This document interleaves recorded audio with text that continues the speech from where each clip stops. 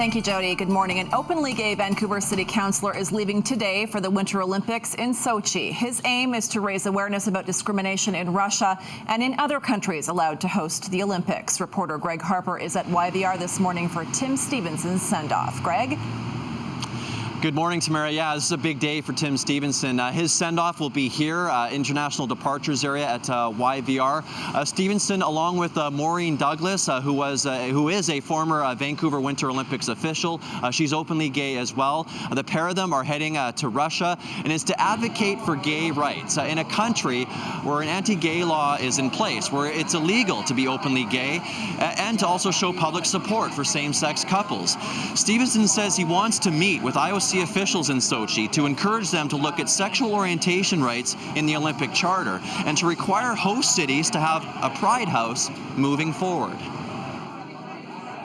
I'm very supportive of Councillor Stevenson going to Russia to really make a statement, and I've supported him on that initiative since day one.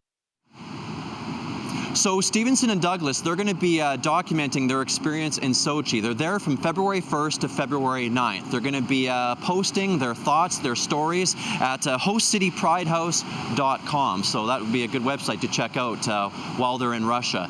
The send-off for Stevenson and Douglas at about 8:45 this morning at YVR. Tamara? Thank you for that, Greg. Reporter Greg Harper for us at YVR this morning. Two Mounties are in hospital after a speeding car rammed one police cruiser into another, pinning a police officer between them.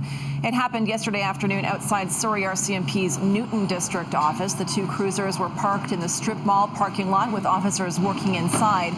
The Mountie pinned between the two cars and a female colleague in the first cruiser have serious but non-life-threatening injuries.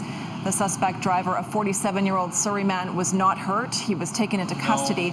Police are trying to determine if that suspect driver was drunk, if his car had mechanical issues, or if he might have rammed the cruiser on purpose.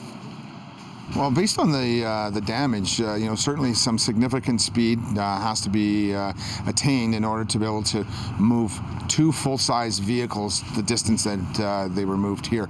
What caused that speed, we're not certain at this point, and that's what our investigation is going to uncover. Geotechnical crews are due to arrive this morning at a rock slide that has closed a section of Highway 3 between Karamios and Headley. The slide happened just after noon yesterday. Boulders, some the size of trucks, tumbled onto the highway. 3 vehicles were involved in the slide. Police say one woman was taken to hospital, but she is expected to be okay. The highway remains closed for now. At this point, the Ministry of Transportation can't say when it will reopen. If you are traveling the area, you are encouraged to check drivebc.ca for more information. The coroner's service is not speculating on what caused the death of a 42-year-old woman who was detained at YVR last month.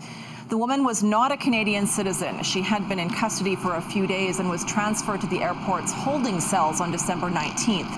Things went wrong early the next morning. The coroner says she was then taken to several hospitals and finally to Mount St. Joe's in Vancouver. She died there December 28th. The coroner's service considers this an in-custody death.